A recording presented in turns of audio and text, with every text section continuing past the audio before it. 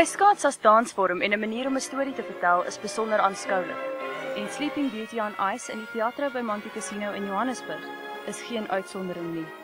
Die stel is deurgaans flamboyant en betowerend en geen moeite is ontsien om spesiale effekte in te span nie. Maar die sleutel tot sukses is waarskynlik die voorbereiding van 'n oppervlak waaroor die dansers met skynbare gewigloosheid kan beweeg. En in hierdie opsig verdien die stelbouers 'n groot pluimpie. Dit het 140 man-ure, 14 ton ys en 2500 liter se teenvriesmiddel geneem om die theaterverhoog in 'n ijskaatsbaan te omskep.